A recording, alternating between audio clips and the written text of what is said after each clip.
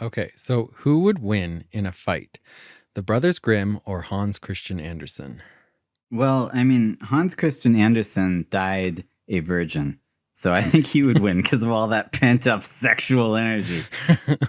The Brothers Grimm, they were not only writers, but they were also like politicians and lobbyists and like extremely well educated. None of this is saying that they would know how to fight, but they're at least determined to progress their careers. Basically, I think my argument boils down to the fact that the Brothers Grimm would win because there's two of them. So there you go. That's pretty good logic there. That's all I have to say.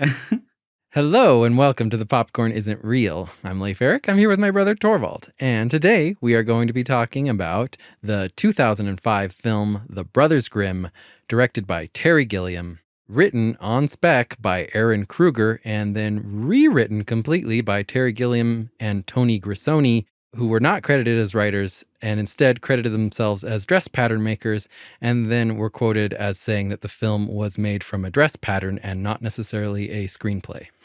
Oh, because wow. the Writers Guild wouldn't let them be credited as writers on it for some reason, and they gave Aaron Kruger sole writing credit, even though Tony Grisoni and Terry Gilliam they wrote the script that was shot. But anyway. I remember I went to see it when I was younger. Like when I was a kid, I had really high expectations for it. Like this movie came out in 2005 and we were so stoked to see it. I remember like it looked so cool. And of course I love like dark fairy tales. Mm-hmm. And it just looked amazing. And then Terry Gilliam, who I had not seen any of his films, but I knew I loved Monty Python. We knew him from Monty Python, yeah. But I knew he was really weird, and I thought that was cool. So I was like, oh, Terry Gilliam. And the movie's not even, of course, at the time, we didn't watch rated R movies because we were young. And so, like, most of the really cool, dark movies that came out, you couldn't watch. And this was PG-13. So I was like, oh, this is going to be so great. And it's interesting because every other movie, I think, in this specific weird dark fairy tale subgenre, which I would include things like Van Helsing with Hugh Jackman, Hansel and Gretel Witch Hunter, and The Brothers Grimm, maybe even the Underworld movies to some extent. They have a similar tone, but like none of those movies are very good, you know? No. Like, they keep trying that. And it's weird because a lot of them are kind of like half comedies. Like this is clearly a comedy, and so is Hansel and Gretel Witch Hunters, right? Like one thing that they do though is they take like a sort of a dark fairy tale sort of thing, but then they always for some reason make it into like an action adventure movie, which is weird because I kind of don't think that fits. But like Van Helsing is action adventure, Hansel and Gretel Witch Hunter is. This is not so much action, but definitely very adventure. It's not like, it's got some really horrifying moments. Yeah. But as a whole, it's not like a horror movie or anything. The very first thing they do is they're like, hey, guess what? This dark fantasy that you're here to see, actually, it's all fake. The Brothers Grimm, they're just scammers, right? Like they're scam artists who scam people and they made up all the fairy tales. But then they turned it around after that and they're like, actually, it is real. And the Brothers Grimm are going to this forest to fight trees. The portrayal of the brothers after that point and for the rest of the movie was just kind of like inept. Like they're kind of like blundering buffoons who suck at everything. Yeah. Watching it again, I thought it was a fun movie. Yeah, no, I had that same experience. Obviously, I wasn't as hyped as I was as a kid, and so I was like, definitely. You know, it's well made, and it's got some very crazy, strange visuals. And honestly, the acting's great. Like they're good actors. It's Matt Damon and Heath Ledger. Like both of them are actually good actors. I thought it would have been really interesting to pit these unbelievably skilled scam artists up against like another group of master scam artists, or maybe even like real magic. But instead, they just immediately turn them into a bunch of useless buffoons, like I said. Well, how would you feel if I told you that this movie actually is about how the Brothers Grimm are quite possibly the greatest con artists and biggest geniuses that Germany had ever seen? And this entire movie was actually a plot to lure the French army and the French army general out to Marbaden so they could assassinate him, while convincing the only surviving commanding officer that magic is real and that they are actually heroes, so that they could get away with murder.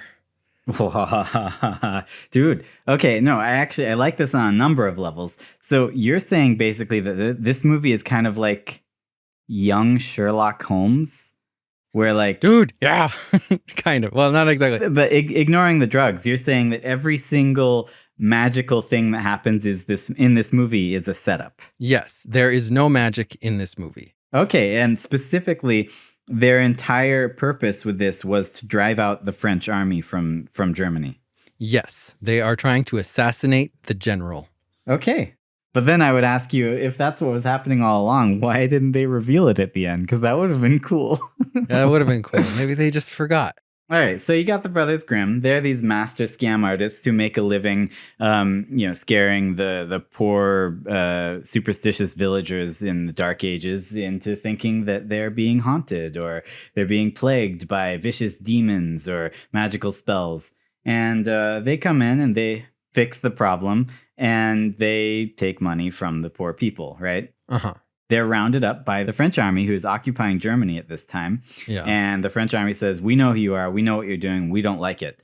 We're going to kill you. But someone else is doing what you're doing in this little town called Marbaden. The little town of Marbaden.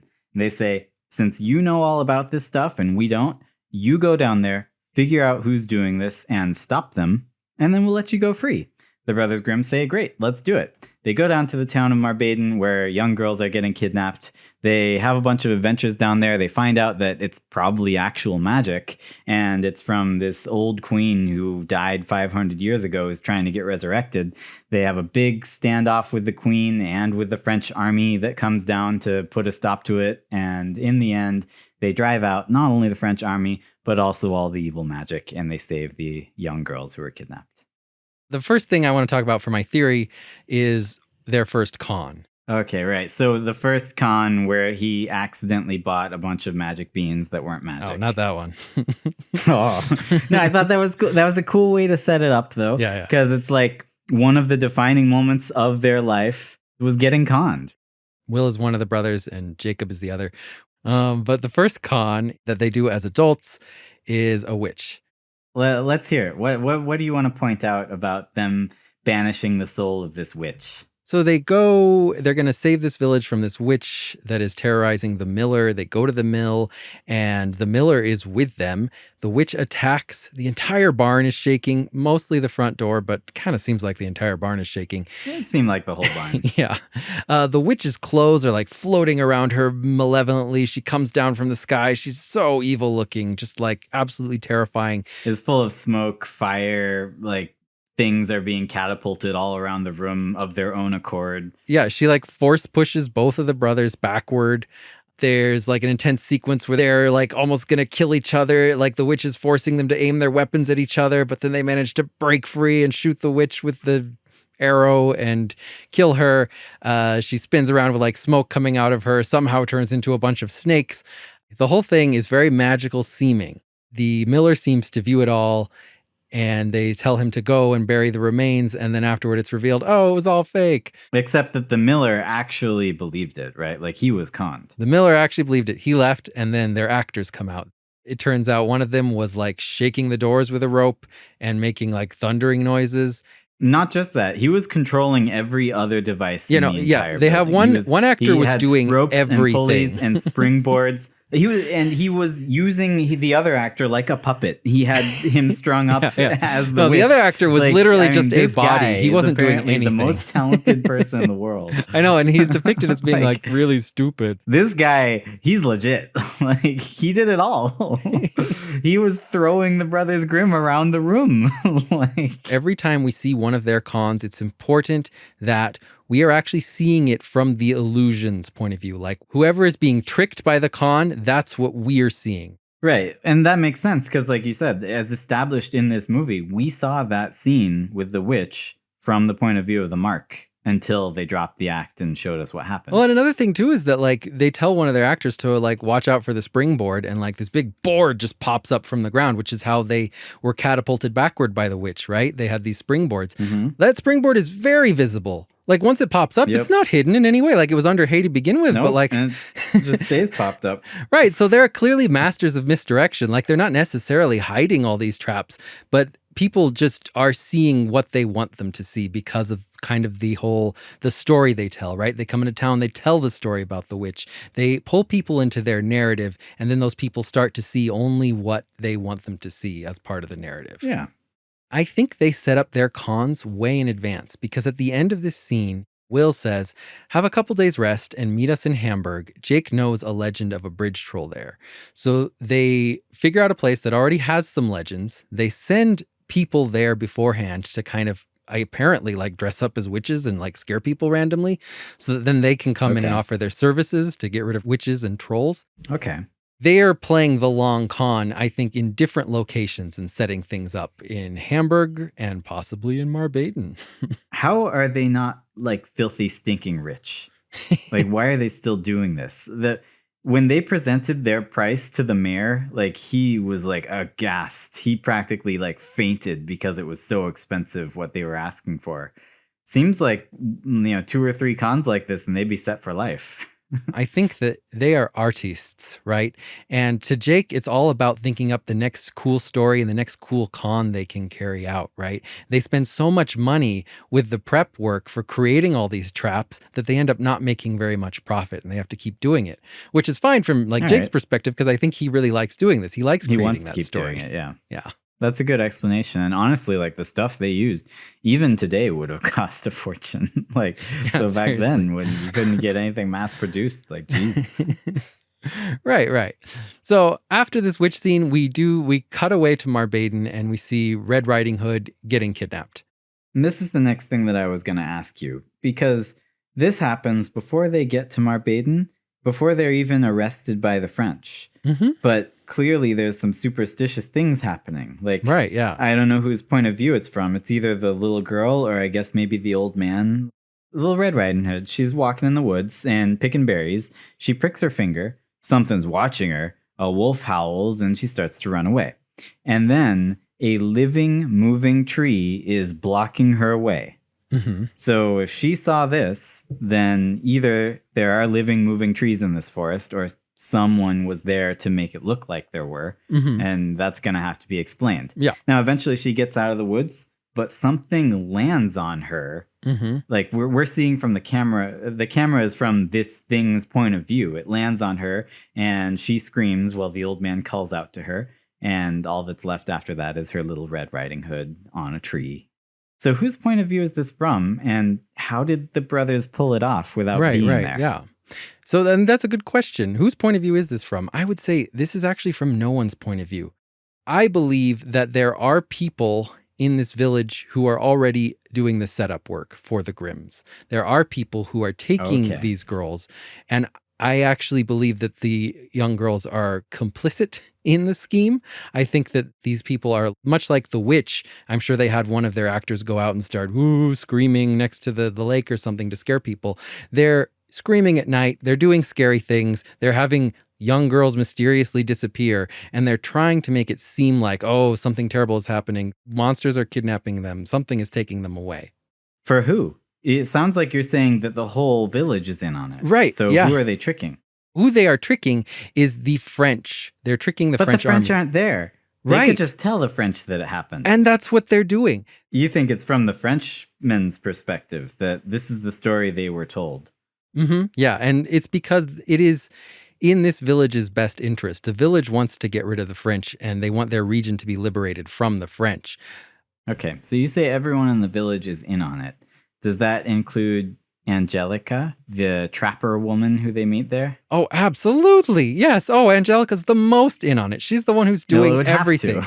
Angelica, we'll get to this, but Angelica and her father are 100% like Grimm's agents in the field right now. The Grimms aren't there. Okay. Angelica and her father are doing everything. And you believe that her father actually existed? Oh, yeah. Her father exists. He's alive. He hasn't been held by some witch hostage. That's just a story they made up. Okay. But no, her father is out there in the woods doing scary things. They're making up stories. They're preparing to kill the Frenchmen who eventually come, or at least trick them. The Brothers Grimm, they go to a party. They're partying with these villagers because they just got rid of the witch. And Jacob, while drunk, gets up on a table and he's like, "Nothing can come between the Brothers Grimm, not even witches." That makes sense that he would say that. Not even animals in disguise. Well, that's something that happens later in this movie. Doesn't make sense that he would say that. Not even murderous queens. That happens later in the movie too. Yeah. Why would he say that? Certainly does. Well, it's because they're already planning this con and he's drunk and he's just kind of giving away their secrets, which is why Will gets mad. Because he's talking about animals in disguise and murderous queens. That's part of their next con. Don't give it away. But also, it could just be because Jacob starts talking about how much money they're making, which I think would be the general viewer's interpretation of this scene. Will is hitting on these two twin ladies and clearly wants to have a threesome with his brother. Desperately wants to bang them with his brother. Like, desperately. Or a foursome, I guess, in this case. So down but yeah, no, for it. He really wants a threesome with his brother. And in a really fun, I think, clever reversal at the end, I believe Will actually gets what he wants. Oh. Well, we'll talk about that when we get to the end. I'm looking forward to it. What he's clearly turned on by is siblings in bed together. That's his thing. That's his kink. And he really wants his brother to be one of those siblings. He had to settle for these two twins, unfortunately. Yeah, it's, not quite what he wanted, but it'll do for now. So they spend the night there, and then they get arrested by the French soldiers. At the moment when they are getting arrested in the inn, I think it's important. The film is trying to tell us something by setting up a visual similarity. They are pulled out of the tavern by ropes around their feet that they did not notice. Will doesn't even notice the rope coiled around his foot until Jacob points it out. And this is going to be a recurring motif that happens again later in this movie. Well, I want to point out here, as they are arrested by the French and taken before the general, they meet the master torturer, Cavaldi, Mercurio Cavaldi. And he's actually Italian, not French. But he is a French official, even if his nationality is Italian. Mercurio Cavaldi takes the brothers to General de la Tombe. They're in a bad situation. Their actor friends are getting tortured by snails in boiling water. You think none of this was part of the Brothers Grimm plan? Like, they're taken completely off guard here, and they didn't expect their friends to get tortured. I think they're smart enough that they would have wanted to avoid getting captured and put in a you have to do this or you'll die situation. But they end up in this situation and the thing that they were already planning can still go off. And now it's even more important that it goes off without a hitch. Since you're talking about how Cavalli, like he says, the Bambinis are getting captured, I thought this is really interesting. Cavalli, the torturer, this evil, sadistic, weird person, loves kids. He seems to actually genuinely care about the kids. Yeah, and not in a weird, creepy way either. He just he cares about them. He's worried about these kids. He's a really complex character. At first I didn't like him at all because he's weird, but as the movie went along, I loved him because he's weird. Yeah, he's one of the most surprising parts of this movie. Terry Gilliam calls him a torture artist, but really he's a tortured artist. I kind of think that Cavalli is Terry Gilliam. That was actually my thought that I had too, was that because Cavalli is such an odd character and Terry Gilliam is so odd and his co-writer was Tony Grissoni with an Italian name, I figured that one of the main things they added when they rewrote this script was probably Cavalli. I think so too. At this point, the brothers Grimm arrive in Marbaden. They know they're in trouble. They've been setting up this con in Marbaden. But I don't think they were necessarily expecting the French to be there so soon and also have them as their prisoners. So you think they're forced to jump the gun? They weren't actually ready to go yet. Yeah, and their plan is going to have to change, but they can't talk to anyone about it, which is going to force them to speak in code. And when they first arrive, Will says in a very loud voice to his brother, "Hey, well, why don't you look around and see if there are any French soldiers? We wouldn't want to run into any French." He is telling the villagers who are in on their con, look out, we came here with the French, right? They're here early. Yeah. Everyone in town is pretending to not know the Brothers Grimm, except for the little kid, because little kids aren't very good at lying. Sasha runs up to them, and when everyone else is like, "Brothers Grimm, we don't know you," she's like, "Yeah, I know them. They kill trolls and giants." So you think she's not just saying she knows of them. You think she's actually met them, and she's blowing it by saying, "Yeah, I know them." I think she is kind of blowing it a little, but it also establishes that no matter what, they are known in these parts, whether or not the adults are admitting to that. So they have a town hall. The townspeople make some odd claims, and every single one of them has a different story. Some say the trees carry people away. Others are saying wolves. Others say a flying creature took Red Riding Hood. They're all giving kind of different versions of the story. Maybe they hadn't gotten their story straight yet. And as the townspeople are telling them all these stories, it is clear that Jacob and Will are coming up with ideas for how they are going to pull off this scheme of theirs that is now happening earlier than they wanted it to. Yeah, they're talking about them. Jacob is making a list of all the things that they will need, and Will whispers to Jacob, rope, pulley, snapboards, fishing line, wolf's pelt. It's expensive. Now, you could say that they're just saying what they think that the bad guys are doing, right? It could be. Or maybe this explains, why they don't have that much money, because clearly their schemes are expensive, as he's saying. Mm-hmm. And note that all the things that they list are tools that they use later on. They use snapboards. Yeah. They use rope, and Angelica uses a wolf pelt, and so does her dad. Yes. She asks them where they got that wolf pelt, so maybe she didn't expect them to have it. So Will says, we need a guide, someone who knows the forest. Now he's fishing for them to take them to their co-conspirator, Angelica, but he has to act like he doesn't know her. Do you know why, either in your theory or in universe, why everyone hates her? There doesn't seem to be any reason either way. Well, in my theory, it's because and she's cool with this because she hates the French. She and her dad are willing to be used as scapegoats if necessary. If all else fails, they will be the ones be like, yeah, we kidnapped the kids. And so that's why, as part of their cover story, they're being like, oh yeah, we hate those guys just in case it needs to, it needs to work out later. Okay. So the first time we see Angelica Krause, the trapper, she is covered in furs and we can't quite tell who or what she is. And I think this is just a hint later on that her father uses the same method to sneak around in the forest looking like a wolf. In my version, I don't think he's actually a wolf. I think he's just wearing a wolf skin like she does later. Okay, so I was thinking about your theory while I watched this part, and I just had kind of a thought because they go in. One of them immediately starts asking, is your dad here? Your brother? Like, I thought that they had originally planned to work with the dad. Yeah. Not with Angelica. I think you're right. The dad was out in the forest at the time, and she was in town, and right, it kind of got setting flipped. up. They weren't supposed to be there yet. So I thought that maybe things were supposed to go backwards, but they had to just kind of roll with it this way. Maybe she was supposed to be the one out there being the bad guy, and the dad was supposed to be helping them, but they had to roll with whatever they were dealt. So right. So they have a conversation for Cavaldi's benefit.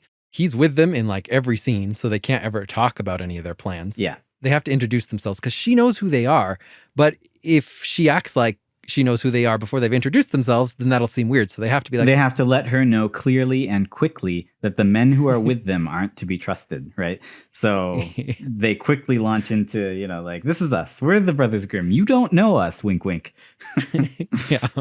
Also, they say they vanquished the Frog Boy and the cannibal chef of the Gingerbread House of Terror. Whoa. Now... I don't know exactly what happened there, but I'm just saying clearly they've done some pretty intense cons if they had to make like a gingerbread house of terror. I would go to that Halloween haunted house. Then, for no reason whatsoever, Cavaldi starts acting weird and threatening toward Angelica. Yeah, he does that a lot in this movie. One thing to note about Cavaldi, especially in my theory, is that he has very good instincts. Yeah, he's very I think he knows intuitive. Something is off about Angelica. I agree. He's not sure what, but he knows he doesn't like her. And I think this is true no matter how you watch this movie. Either way, Cavaldi suspects Angelica clearly. Like, whether he should or not, he does. But in the normal movie, what is he suspecting her of? I mean, he probably, I guess you could say he suspects that she's working with the bad guys who are quote unquote haunting the forest. And in effect, according to your theory, he's right. She is. The bad guys are just the Brothers Grimm. Angelica takes them to the forest. And so here's a problem with their plan. Angelica is not really an actor. She's more of a trapper. Like, that's actually what she does. She was working with her dad. She's kind of filling in for him while he was setting up traps. And I don't think she necessarily knows exactly what the whole plan was. And she's not quite doing what the Brothers Grimm want. When Will introduced himself earlier, she didn't introduce herself. So very loudly while in the forest, Will introduces himself to Angelica twice until she tells him her name. Like, he's like, I'm Will. And she says nothing. And he's like, I'm Will. And finally she's like, I'm Angelica. Because like he might accidentally say her name later and then Cavaldi would know. So he needs her to introduce herself. So he introduced himself not once, twice, but 3 times before finally she gets the message. She's just really cold and he just likes her. So he's trying to get her to tell him her name. Will, at this point, knows they've arrived too soon, has no idea what has been set up and what has not, and needs to get information from Angelica, but in code. So he says to Angelica, he's like, 9 times out of 10, there's a human perpetrator. Gotta have a hideout. He's got to have a base of operations. For example, this cave here. He's trying to figure out what her dad has set up. He's also clearly asking her with that first line. He's like, have 9 girls been kidnapped or have 10? He's like, where are we in the schedule? That's really good. So he's talking to her in a thinly veiled code, very thinly veiled, I would say, and telling her that her father needs a place to hide and come out and set traps, and that cave would be a really good place for him to hide. He's essentially revealing the whole plan right in front of the French without actually revealing it. But then how does she respond? Is she helpful? No, she's not. She's never helpful. And that's helpful. another thing about Angelica. She's not helpful, but I think that's because she's not a people person. And she wasn't expecting to have to deal with the brothers. She's Grimm, not an actor. But she has to now because they're here. And now she's the one that they know. Maybe they were going to be dealing with her dad and she was going to be the one in the forest, but that's not how it worked out. So they got to go with it now without the ability to be able to even tell each other anything. Mm-hmm. I mean, this is really suspenseful if they had done the story like this, right? But it couldn't have been suspenseful because they had to have revealed it at the end, right? It would only be suspenseful on second viewing. It's true. Still great, though. Someone should actually make this movie. Like, this is real good. So Angelica convinces them to get rid of their horses because, as she says, even animals wouldn't go this way. Animals do go that way later. She's totally lying, and it's important to their plan that their horses be unguarded. Then she tries to get the French to get rid of their weapons, but they won't. And like, clearly she's just like, man, it'd be better if these French didn't have their weapons.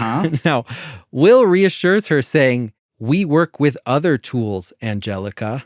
And then they take out their other tools they have.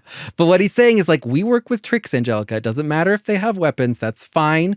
The plan is still good. We'll do what we were going to do to begin with. We have other tools.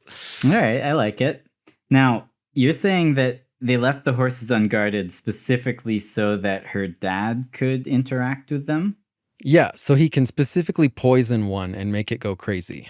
Then this actually is really good evidence for your theory, because why would she tell them that horses don't go that way? Why would she lie unless they need to set up some more tricks? I mean, that's pretty good. And then a lot of what happens in the rest of this scene as they kind of go to the tower is them sort of just setting up the mood. Like Will takes out this weird device with a tuning fork, and then Jacob kind of gives a look of apology to Angelica, like, sorry, we got to set up the illusion here. And Will being like, it's safe to proceed. And if you think about it, why would they be doing this? Because they have no one to trick. Like, they're just here to catch the tricksters. Yeah. The Frenchmen know that they're con artists, and they have no need to scam Angelica in the movie as viewed by a normal viewer. So what are they doing? Right. And then Will notices that there are crows here, and he's like this stupid Angelica, you said animals couldn't go here. Mm-hmm. So he's like, all right, well, I better point it out before the French notice, right? So he's like, I thought you said animals don't come here. And then Angelica, covering, says, they don't drink from the spring, changing her story completely, and also clearly just trying to freak out the French because she sees right next to her, they're drinking from the spring. Yes. Does anything happen to them because they drank from that spring? No. Nothing at all. Nope. There's no reason not to drink from that spring. She's just trying to freak the French people out while distracting them from the fact that she lied about the animals. And that spring, canonically, in this movie, connects to the well in the village, which everyone drinks from. Even her. So, yes, everything drinks from that spring. Yes, it's true. Jacob is also trying to establish the mood. He's like, are you getting a sense of dread? It's almost like a smell. And then Cavaldi walks past them and says, death. And this is when Angelica and I think all of them notice a problem with their plan. Cavaldi is not afraid at all. Right. they weren't counting on the French official to be A, actually Italian, and B, a master of the torturing arts. Yeah. So their plan is going to have to change a little. Well, and C, like a total weirdo. But, Yeah.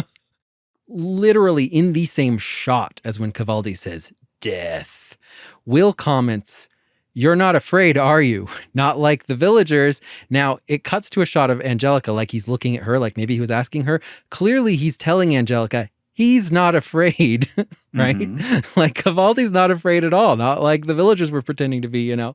Right when he makes that comment, when he says, "You're not afraid, are you?" and it shows Angelica, the next shot is two of the trees rustling violently, and it actually makes Cavaldi flinch. So they have people in the trees who are working with them, you know, kind of like their actors before, who he's like, "He's not afraid, guys," in a loud voice. And they're like, "Okay, rustle the trees a little." It's around this point, I think, that Cavaldi sees like a golden ring and it's like on a stick or something. And he goes to grab it, but it's a trap. And a bunch of birds burst out and poop on him, which isn't the most scary thing, but I guess it is a jump scare. No, but like I freeze framed this, and I swear the thing that jumps out to grab him is an actual hand. Oh. Like maybe it's a root, but to me it really looked like a hand. Interesting. You only see it for just a couple frames. But like he doesn't even care about that. He gets mad at the birds. Yeah, he's like, "I'll kill you and eat your eggs." You know? Yeah. And at this point is also when her dad is poisoning one of the horses and I believe actually setting up the traps that will be used later when they go into the forest again. Okay. And I think that right now they're having an issue where none of them are in contact with each other. That's why Angelica is like, we need to leave in a different direction. We can't run into my dad, who is probably setting up traps, or possibly run into the traps prematurely when we're not ready for them. So you're saying she came up with the stupid toad licking thing on the fly, just as like, I gotta get out of here a different way. Hey, watch me lick this toad. Which is why her personality subtly changes. Like she's not an actor. She's just a random trapper. And she's just like, all right, I'm going to do a stupid song and dance number. "Oh, tell me your story, Mother Toad," swinging around random. This is the only time she does this in the whole movie. And she has a different personality in this one scene. It's because she thinks it's stupid. She's like, this is dumb. Like, I can't come up with anything else, though. So the brothers are arguing against her right now. They're like, "Hey, the French are going to know something's up, Angelica. Let's go back the way we came." I have to point something out to you, which is just that at this point, trees have moved, like actually moved. How can you get around this? Like, people see trees walking around on their roots. Yeah, I mean, I do think a little bit of maybe the roots moving is kind of like we saw with the witch, how things look more real from the perspective of the person being tricked. But what I do want to say is every single tree that actually physically moves around is a small tree. Small tree, And that's not me making anything up. They are all small trees. So trees that someone could easily push around. And they do say things about like wooden wheels and tracks. Like later on when Will's trying to figure out how his co-conspirators actually set this up, because he's kind of curious, right? He's like, maybe they have tracks. And I will say that the entire forest floor is always covered with leaves. So there could be wheels and tracks there and you just wouldn't see them. It would be incredibly easy for the French to just bend down and look at the tracks, though. Right. But like the Miller didn't see their snapboard that pops up right into eye view. It's true. I mean, as long as they can keep them superstitious and scared, they're not gonna, think twice about it. I want to ask you, because you say that the dad poisoned the horse. Did he poison the horse with actual spiders? I don't know. It doesn't make much sense. Why would a horse eat spiders? Maybe do horses eat spiders? I don't think so, but maybe I don't know. Honestly, I think a horse would eat anything you held out to it if it thought it was food. All right, yeah, so maybe he feeds them like spiders. Some spiders do have weird poisons, so I don't know. He's a woodsman, right? He would know these things. But what do you think the spiders did to this horse? Did they turn it into some sort of superpowered spider horse? Because that's what they did in the movie. Yeah. That's the next part. But no, I don't believe that it did that. I believe all it did was make the horse bloated and angry, and so it ran away. Okay. There is a moment where they do get to talk to Angelica alone, just briefly when they come back, and she's saying, "I'm not going with you tomorrow," which I think is because she's like, "Dudes, I gotta set up more traps, guys. Like I can't always be with you and Cavaldi." Mm-hmm. A little girl hears a voice that's like, help me. And she comes out. She sees a crazy horse that was drugged. We get a really weird scene where the girl is eaten up by the horse that spits out spider webs. Yeah, it's just really weird, right? Like she touches its mouth and gets spider webs on her hand. But then instead of being able to shake them off, she gets more and more webbed up, even though more and more webs aren't really being produced. And then because of the spider webs, the horse does what spiders do not do, which is eat her whole. Like, this is a really weird scene. Do you think anything actually happened in that stable? Because the only person in there to witness it was the girl. Well, I do believe that Elsie, I believe that's the name of this girl, is kidnapped and taken to the forest at some point. I don't know if it's by this horse. I don't think that much of this happens. And also, when the Brothers Grimm come out to check on the screaming horse, we get just a straight up weird scene where this little girl is like, somehow they see into the horse's mouth. Yeah, they into can see its down its throat. Yes. And they can see there's a little girl in there. And then they start screaming, Elsie? Maybe I missed something. How did they know her name? No, I don't know. They knew Sasha, I mean, but I don't remember certainly meeting another seems little like girl. They're trying to establish that a little girl has now been taken. Yeah, because there's no way and for anyone to know that, except unless they saw into this horse's throat, which is their story, and they're sticking to it, right? And it's a very important theme you'll notice throughout this movie. Anytime anything really supernatural happens, none of the French soldiers see it. Only the Brothers Grimm or like Angelica see it, or maybe the villagers. But the French people never see anything supernatural. No, they're the ones being tricked. Will says, they could mechanize the horse, put it on tracks, to which Jacob replies, do you see any tracks, Will? And then he also says something about they could use a warped mirror or something like that. Like, I just don't know why he's saying you could mechanize the horse. And the horse literally just ran away. Like, it's running. It is a horse that runs. Like, I don't even know what he's saying. I think the idea here is that a horse cannot swallow a little girl whole. So whatever this is not a living horse. So how could they have a machine or something that could swallow a little girl and then run away? Right. And I will say that horses can get huge bulging bellies just from eating certain types of food. Like even just eating hay will give them that.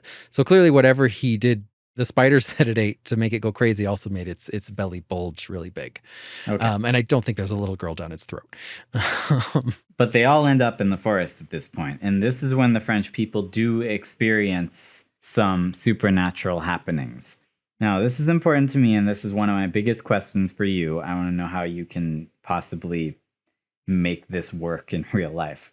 One of the trees reaches down and lifts up a Frenchman, and his horse just carries them both away. How did they manage that? There are a few ways to argue around this. First of all, a lot of what's happening in this forest, the things that we see, I do think is what Cavaldi is imagining as he's hearing them, right? They're making a lot of noise. Oh no, like when the Brothers Grimm are alone, the trees are attacking us, and Angelica's like, a wolf, I'm fighting a wolf, you know? Okay. And Cavaldi's kind of imagining that. He doesn't actually see any of it. Cavaldi does get knocked off of his horse by a random branch that just like comes out of nowhere. Like that would be easy to fake, right? And so he's like, trees are attacking us on our horses. I'll bet a tree got them on their horse. Exactly. Yeah. He got attacked by a tree. He hears sounds of people being attacked by trees in the forest nearby, but he can't see them. He even says to his men, he says, don't lose sight of the Brothers Grimm, because he suspects that like they fled to the forest because they're up to something, right? So when the soldier is lifted away and his horse, I will say that this is in some ways reminiscent of a very classic snare called a tree spring trap with a noose, where there's a little noose and it's attached to a bendy tree and you get caught in it and then you're just lifted away up into Homer the air. did it to a squirrel. Yep. And so I kind of think that's what happened here. I don't know if it picked up his horse too, but I do know that another version of a snare is just a normal foot snare. And that's what happens to the other guy, right? He gets snagged with a foot snare and then dragged away under a tree. Maybe this seems like a stretch here, but Angelica and her father are literally referred to as trappers This is what they do, is they set traps. Yeah, they pull horses into the sky. That's what they do. Well, I mean, but they might trap things that are like horses, like deer and stuff. Do you know how much a horse weighs? It's like, it weighs as much as a car. I said I don't know if the horse actually got lifted up in the air. Maybe that's just kind of what we saw, you know? Well, then I have to ask you about Angelica, because it's at this moment that she's confronted by a wolf, which attacks her and then stands on its hind legs and walks over to her. And then she shoots it. It catches the arrow in its mouth and crunches it. And did any of that happen? Maybe like they need to be making some sound and noise so that Cavaldi hears it. I think she ran into her dad and they're like, okay, you know, we'll have a little fight. And his dad was, of course, wearing that wolf costume. Like he wears a wolf fur that so that when he stands up, you can see he's a human. But when he's walking on all fours, like Angelica does later, he looks like a wolf. And maybe she shot an arrow at him and he caught it because he's like freaking badass. Okay. So they were doing like a little rehearsed fight that they had done just in case anyone was watching. But with this soldier who gets dragged away by a tree, a branch like sprouts out of his mouth and the brothers scream and run away. That next. Like that seems hard to explain. But then after they have screamed and ran away, the camera pans. We just see a random sword sticking out of the ground. Yeah, that was like, weird. Why is the film showing us that? I don't know. This is clearly a coded message. The director is telling us the Brothers Grimm actually stabbed this guy with a sword. He wasn't impaled by a branch. Oh, clearly. What really happened here, the Brothers Grimm, this guy got caught in a snare. They just stabbed him. And then they went back. And they showed us the sword to be like, this is what they stabbed him with. Now, Cavaldi sees the wolf, who we know is Angelica's father, and then the body of the man who was caught in the tree, it falls down and it has been chopped in half. Now, this is not how a wolf would kill someone. It would be like gnawed on if a wolf killed someone. But this is how a man pretending to be a wolf who has a big axe might chop someone up. Yeah, sure.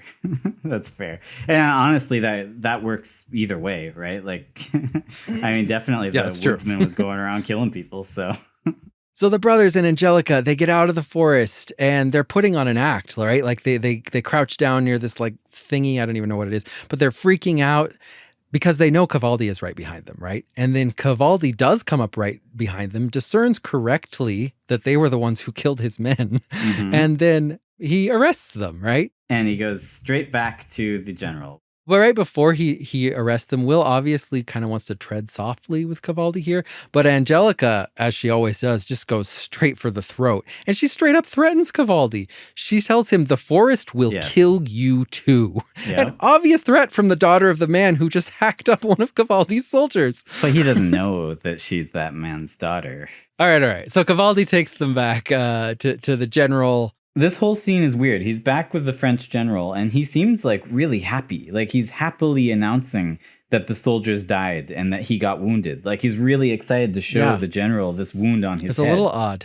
And then he faints for no reason. Like he made it all the way there without fainting. It seemed like a long trip. Head wound. I'm not 100% sure, but all I know is he says they tried to blind Cavaldi with their fairy tales and flying wolves and moving trees, but I use my logical brain. They are the ones, the Grimmies. And according to your theory, he's completely correct here. Cavaldi is like an amazing detective. He's got good instincts. At this point, he kind of tortures the brothers, but he mostly just tries to kill Angelica. And it's at this point that they confess, quote unquote. And they say that there were 4 up in the trees, 3 in the caves, and that the Germans are rallying behind their folklores and will rise up. Do you think they're just telling the truth here? Yeah, no, I do think that Jacob is actually admitting the truth. I think there were 3 in the trees who carried away that French guy and possibly his horse. And there were 2 in the caves, one of which was her dad. Okay. And the people of this village are rising up against the French. When Jacob is telling them the truth, Angelica says, stop, you are giving them exactly what they want. Yeah, she did. That's true. She's like, you're my dad and I have been setting up this thing for months. We're going to get free of the French. You're just telling them our plan. Yep. At this point, he asks the general to send them back with their own men and their own equipment. And he says that they'll take out the Germans. This makes so little sense. He's like, yeah, the Germans are going to kill you all. So send us Germans back. And I guess we'll take them out if you give us lots of stuff. It's specifically their gear. The gear that is literally only useful for tricking people into believing fairy tales. Mm-hmm. Yep. Like, Jake is just an amazing con man, right? Like, he got the general's confidence. The general just gave him what he wanted somehow. Well, at this point, they go back to Marbella and they have all their stuff. Jake is totally committed to not only the con, but like kind of the whole backstory, the whole fairy tale they're trying to tell and convince the French people of. Will wants to get out of there. He's like, dude, this sucks. We were almost killed. Let's get out. Right. Like, and them being tortured was not part of the plan, right? Like, They thought that Cavaldi would be a lot stupider and more scared than he is, but Cavaldi's a genius. Yes. And he's freaking cold as ice, dude. He's one level-headed dude. So Jake goes in, and this is interesting. He goes in and starts talking to Angelica about the fairy tale story. And at one point, he even starts laying out papers in front of her. Now, they might be Angelica's sketches, or they could be plans for their con. He's like, these are the traps I want you to set up. Exactly. Will says, we cannot fight an entire forest. What he's saying here is we cannot fight as an entire forest, i.e. pretend to be an enchanted forest and kill a whole French army. I mean, they do, though. Yeah, no, they do. And he says, the thing is, I can't. And then Angelica finishes his sentence and says, protect him. My father thought he could protect his family too, Will. Meaning that I think this all started as her father's plan to get rid of the French. Like, he kidnapped his own daughters first and then got the other villagers in on it to try to get the French here. And he's the one setting up all the traps. And this is all his plan to protect them. Cavaldi, who must suspect that Angelica was part of this whole scheme, decides to keep her in the village while the brothers go to the forest. Jake gets mad and he rides into the forest all alone, starts building a catapult, testing it out with the actors who they now have working with them. So he's testing it out with this dummy that they have. Now, I thought it was interesting that they have this dummy dressed up just like him. So Will shows up and they catapult what looks like Jake up toward the tower. And he's like, Jake! And then you get a shot of a person, like a stuntman, actually falling. Like, I went through this frame by frame. No, the guy's got real hands. It's a real person. It is not a dummy. Will runs up to it, turns it over, and it is a dummy carved out of wood. Doesn't even look remotely real. But it would if you were expecting to see Jake. This is absolute confirmation of my theory that, like, there are lots of parts of this movie where you see what the illusion is and not what it actually is. Whatever the person being tricked thinks they see. Right here, they weren't even trying to create an illusion. It's accidental, right? Like, Jake is just testing the catapult. And that has to be intentional. Like, it would be cheaper to just drop a dummy than a stunt person. Like, why actually film a real person falling? Like, from the director's point of view, unless he had a reason. What's important to note at this point that the actors who are with the Brothers Grimm, they say, we need to go get more gear. So they ride back to the village to go get more gear. Before they get back to the village, and while the Brothers Grimm are still in the forest, something amazing happens in the village. Oh, man. The scene that everyone remembers from this movie. Dude, I certainly remembered this scene. I mean, like, if you look on YouTube, like, the first hit is, like, the Brothers Grimm mud monster scene.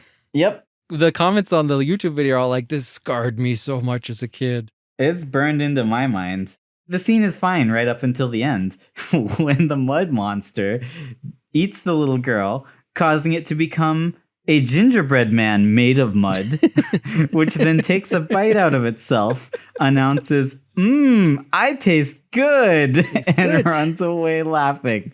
It would not taste good. It is not a gingerbread man. It's a mud man. And why did eating the little girl cause it to become a gingerbread mud man? Okay, no.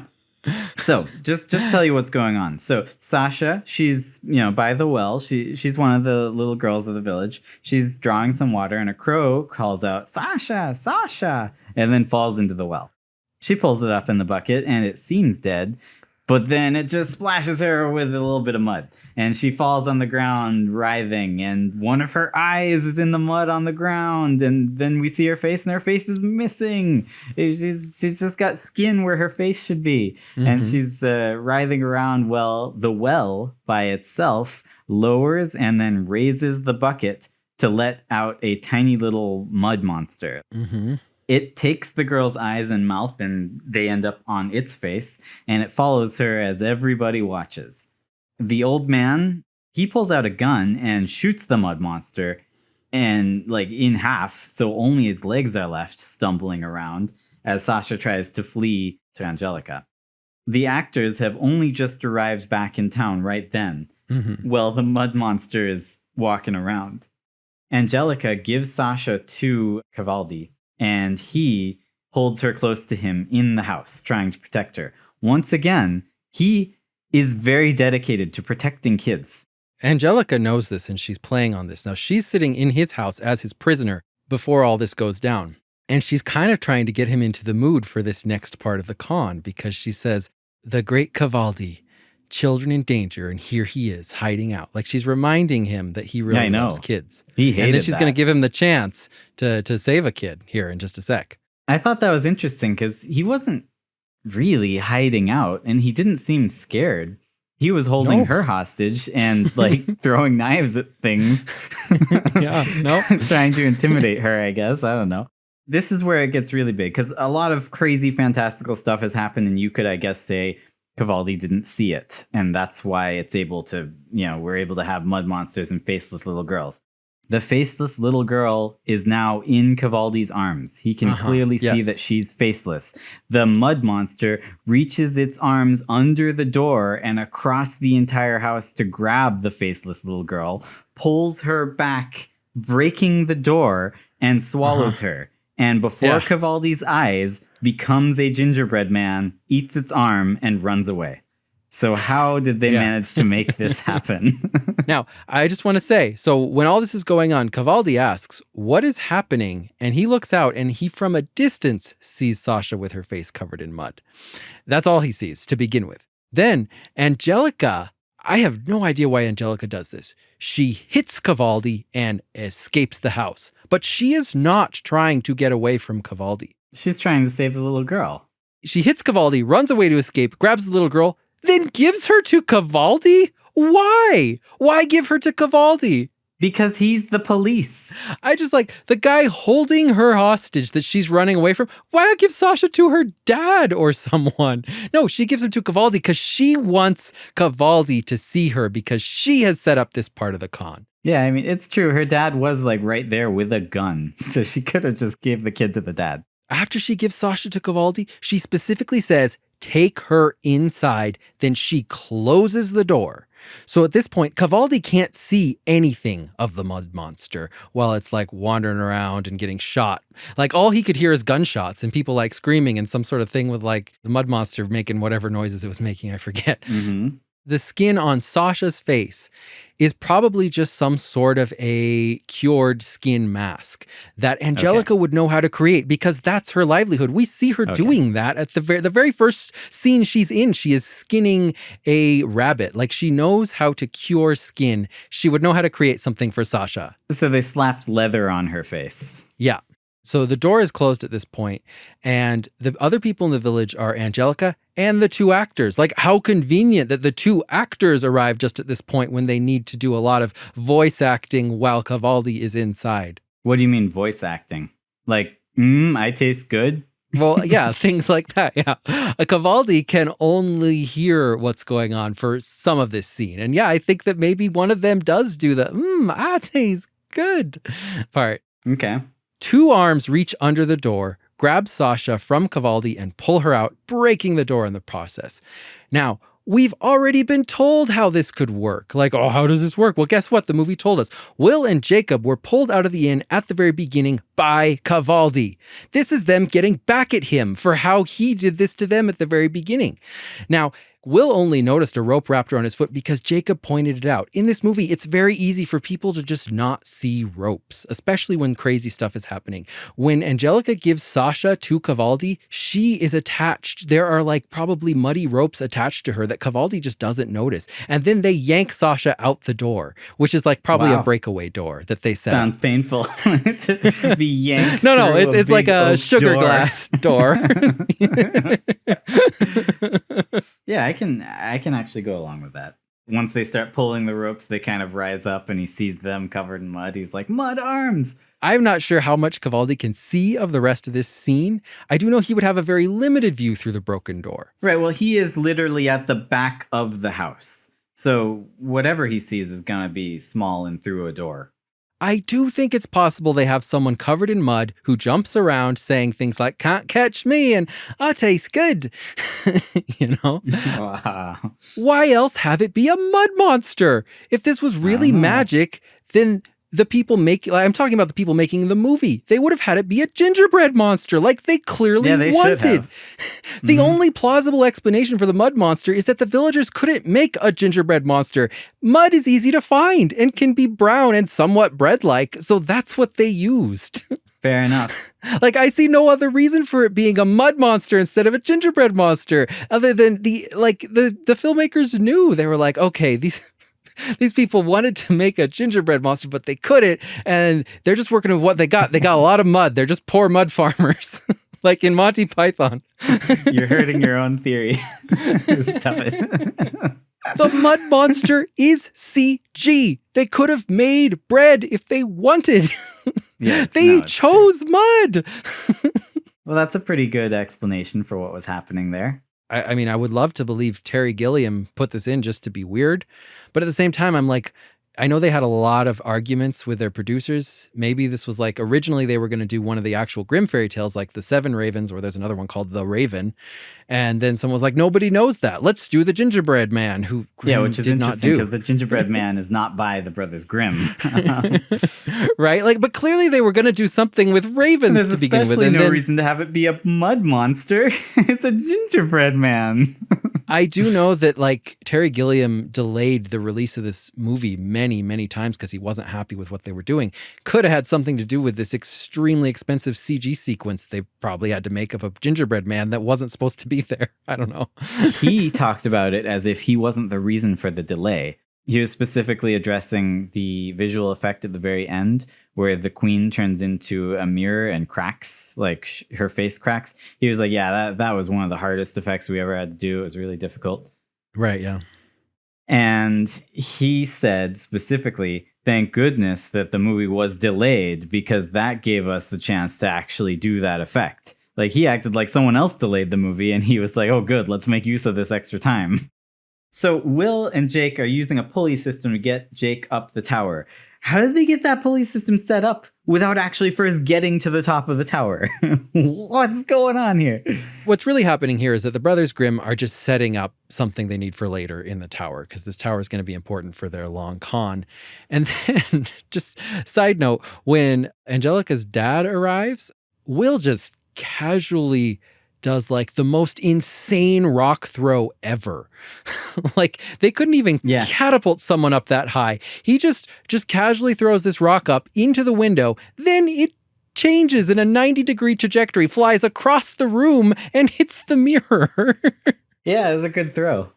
I think is good evidence that this whole sequence inside of that tower doesn't really actually happen, because the physics of it don't even make any sense. And I do think that this scene is sort of like their cover story they're making up to tell to Cavaldi later. And the reason why I believe that is because they need to make sure Cavaldi knows they weren't the ones kidnapping the girls, right? Right. They're like, we were doing all this crazy stuff. We set up a pulley system. We pulled ourselves up here. we fought a huntsman. When Angelica's dad shows up, they just like have like a mock fight with him, easily beat him, which I don't even think that necessarily actually happens. I think they just grab Sasha, they're running back with her, and then they're like, wait, what if Cavaldi asks why we didn't get killed by the forest? No, the only people who ever get killed by the forest in this movie are Cavaldi's two soldiers. No one else gets killed by the forest, right? Mm-hmm. Like, I think that's a little strange. So they're just like, I don't know. Quick, Angelica's dad, give us your axe. We'll just be like, it's an enchanted axe. And the forest won't kill us if we have an enchanted axe, right? And so they get back to the village with Sasha, lay her down in the middle of the town square on like a bench, so everyone can see her and see they rescued her. As if to say like, hey, look, we're the good guys. We did rescue the girl, Cavaldi, that you were just like, you didn't manage to save, right? And then the French army shows up. And Cavaldi comes out of the house with Angelica, who is now tied up and gagged. Now, apparently after that whole mud monster sequence, he stayed in that house and just tied Angelica up. Why? Yeah, no, he still suspected her. He's like, you did this. And then he's wearing the Grimm's armor, and when asked why, he says, precautionary measure. Like, maybe I'm starting to believe in the magic, but, maybe not. So the two actors, their names are Hidlik and Bunst. Yeah, the French army rides up with their heads. Here's an interesting thing. They were clearly supposed to leave and spread rumor and superstition among the French troops because that's what the French general says they were doing. Uh-huh. Why would they have left to go do that? Why would they go over to the French army and just start being like, hey guys, I got a story for you? Seems like they would get the heck out of there. Either that or go back to the Brothers Grimm, right? Like maybe do their jobs or leave, not go to the No, but French this is army. their job. It's important that all the French believe that there is magic here, and they were just trying to help with that. But here's what's interesting. The French general says, we're going to burn the forest. Everyone in the village is outraged. Yeah, because all their friends are in that forest. Exactly. But without my theory, why? This forest has done nothing but terrible things to them. No, the forest is killing them. And I thought this the first time I watched this movie as a kid. I'm like, why aren't they celebrating that the army is here and going to burn down that horrible, evil forest? Right. And clearly it's because the entire town is in on the con. It's exactly what Cavaldi said. They lured the French army here to kill them in the forest. The forest is part of their plan. But now they're just going to burn the forest. That doesn't work. Cavaldi does apologize to the Brothers Grimm when they're going to burn them in the forest. He's actually starting to kind of believe them at this point, right? He's starting to believe in the story they're telling. So when Angelica saves the two brothers who are about to burn up, she's wearing the wolf pelt, which makes sense according to your theory, and only according to your theory, because she needs to pretend to be a wolf right now. Yeah. Right? To me, this is absolute proof that they have been working together on the con the whole time, and her dad has just been running around in a wolf pelt, pretending to be a wolf as well. But then she asks the brothers where they found that wolf pelt, which makes me think maybe she's worried about her dad. She's like, he was supposed to have this. Is he all right? Yeah, maybe. So they escape into the forest. They run into her dad, and Angelica's like, Father, where have you been? Implying dude, we need your help. We have other traps to set up. Then they kind of have a fight with the dad, I think just because they need to look beat up whenever the French arrive, The next thing that happens that is crazy and needs an explanation is the only supernatural event that any French people ever witness. Yes. All of a sudden, the queen blows and all the fires go out. The massive forest fire that's raging, it is gone. How'd they do that? That's pretty crazy. This one is pretty hard to explain away.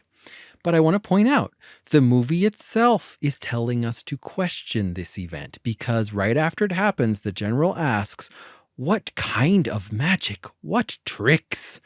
We're meant to question this. What kind of magic and what tricks did the Brothers Grimm use here? Yeah. The entire French army runs away. In the deleted scene, they're not only running away, but the general is massacring them. He kills 6 people. He's just shooting them and stabbing them. He took out most of his own army in the deleted version of that scene. What scares the French army away? Was it one of the truly terrifying supernatural events that would have scarred you for life? Was it a spider horse? Was it a mud monster? Was it a mirror queen? No, it was just some smoke and some fire going out, right? If magic really is real, why wasn't it something big and magical that scared the French away? Why is it that the only supernatural thing the French ever saw was just fire going out? And putting out an entire forest fire just with a snap is pretty impressive. That's pretty magical to me. It is, I guess. But, it's not a mud monster eating itself. I mean, that's scary. All right. So you think maybe they had a bunch of people with billows set up, blowing billows at the fire, which would have just made it bigger? Well, let's just talk about what we know about the Brothers Grimm. They have a lot of strange inventions. They have large mechanisms like catapults. We also know that they have some sort of explosive device because later on the tower blows up. From the witch at the very beginning, one of their actor friends, he's pulling on ropes that are making the door shake and making noise. There's nothing that I can see that would have created the wind that was making the witch's robes and hair billow around her all malevolently. But I believe they do have some sort of device that we don't see that can create wind. And also the witch, she billows out as she's dying a whole bunch of some sort of smoke matter. I don't know what it is. I think it's possible that they created some sort of explosive blast like they do later when they blow up the tower that created wind and smoke that was able to extinguish the fire because the smoke was, there wasn't enough oxygen for just a minute. Now, I know that sounds hard to believe, but it was actually just a very small section of the forest that was on fire. Now, like, these people can move the trees, and they probably, like, I mean, her Angelica's dad has an axe. They probably carved out a section of the forest so that the fire maybe wouldn't spread that far. I don't know. This is what I was going to offer as an explanation here, is that what they probably did, because they could have guessed that if the French army does get involved, they're probably going to burn down the forest. What they could have done is create what's called like a fire line or a fire control line, where they just, and this is something that firemen actually do. If there's a fire coming, you cut off, you just cut out the forest, you cut out the grass, you cut out everything in front of the fire so that it won't spread to the forest behind that line. Right. Which they could have done. And if they'd done that, it would have looked to the army like the fire was raging and then just kind of burnt out. But it would have taken hours still, because they're trees. They're full trees. So. Yeah. Maybe they watched it for a few hours. Yeah. And then just got utterly terrified. What? Fires go out? Well, no, like you said, they made explosions and stuff, right? Right, so yeah. It wasn't just the fire went out. The fire went out, right. And there were explosions. Right, that's possible that they waited a while. The fires were going to go out anyway. Then they created some sort of big wind explosion with some noise and smoke. And then the fires were out, and then the French got scared and ran away. Exactly. They find out that the Brothers Grimm escaped. The general goes with Cavaldi and his helper dude. His helper, who looks like a total sissy, but turns out to be like a total psychopath. Yeah, he's crazy. Like, that guy was pretty surprising. He's like Cavaldi almost. He just wasn't featured very much. The general, he orders Cavaldi to execute the Brothers Grimm, and he refuses and resigns, at which point the general shoots him, and he dies. Or does he? Anyway, right. No, he doesn't die. And this is just in the movie. He survives because the bullet hit the armor, the Brothers Grimm's armor. And then a tree grabs the general's leg, which allows them to get away. A root wraps around his leg, and he asks, "Is this one of your tricks, Grimm?" Now, I think that the actual answer to that question in this case is no. I think that his foot just got wrapped in a root, but because we see things as people expect to see them, just like with the dummy that was catapulted that Will saw as his brother, but it wasn't. I think he looks down, sees his leg tangled in a root, and then sees kind of like, oh, the root's moving. Is this one of your tricks, Grimm? So I think that's what's happening there. He just got tangled up in a root. Okay.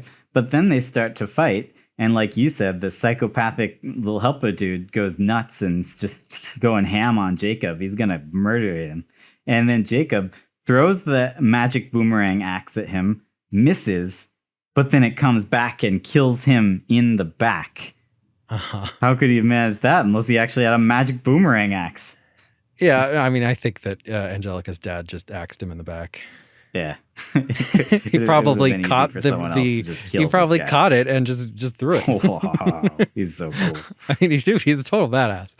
He can, dude. No, we already know he can catch arrows. Yeah, we do. He got that arrow in his mouth as a wolf. The general is fighting Will during the eclipse. He asks Will to beg, and Will starts to beg, but then tricks him with his flaming crucifix, which is a lot like all the other tricks they play to kill people. And he stabs him with a flag. Will assassinates the general. He just kills him. He just stabs him through with that flag, right? Like, I don't think you can call it an assassination when they're fighting. I think except you can if it was a big plan and they planned to kill the general in this forest and lured him in there. Okay, so he kills the general. So you're saying that was the whole reason that they were even here.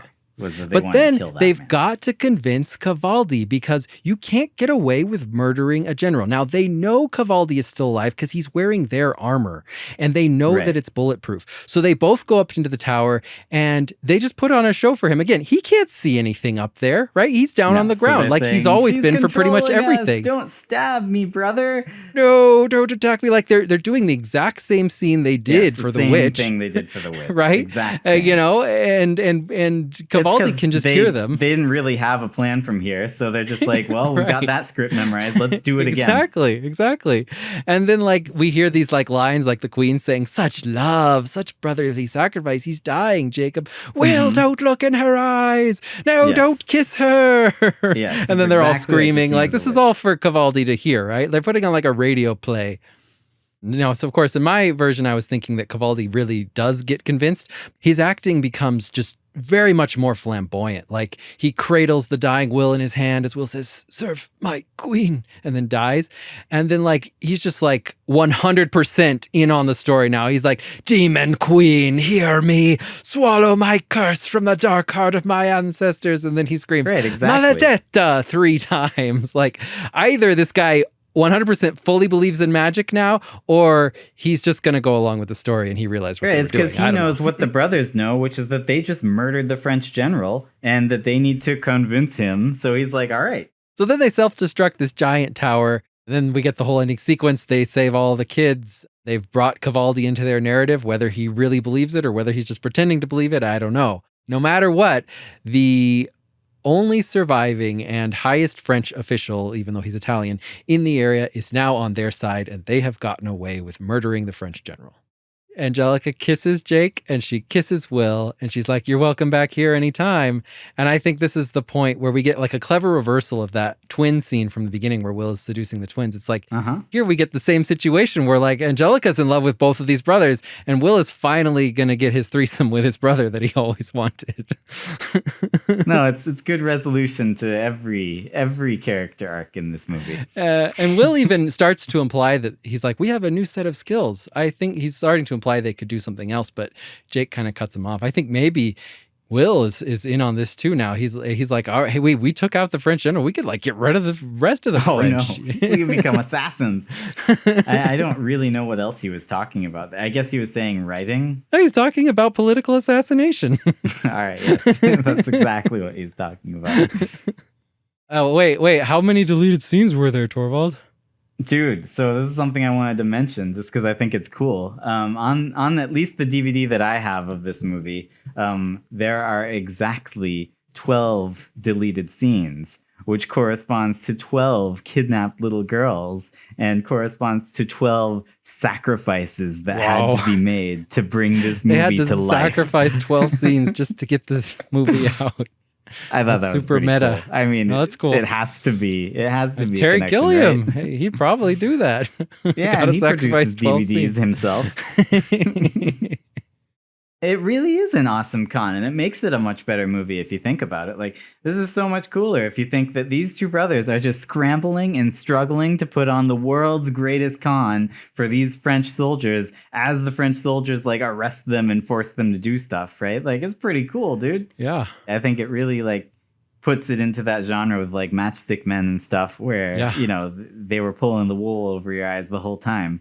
And yeah, if they had just revealed it at the end, then I think people would have been like, whoa. And having said that, I would encourage anyone listening to this podcast to actually go and rewatch The Brothers Grimm. It's actually a fun movie. The acting's great. And if you think about this theory while you're watching it, you can actually see some of the things we're talking about. Like, these brothers are totally tricking the French soldiers.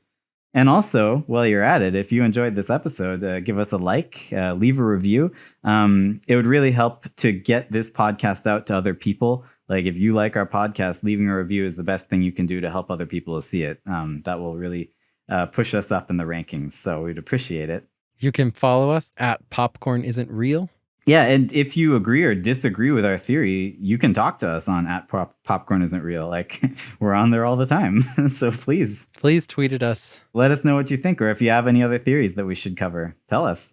Music for this episode was provided by Christine. And remember, the popcorn isn't real.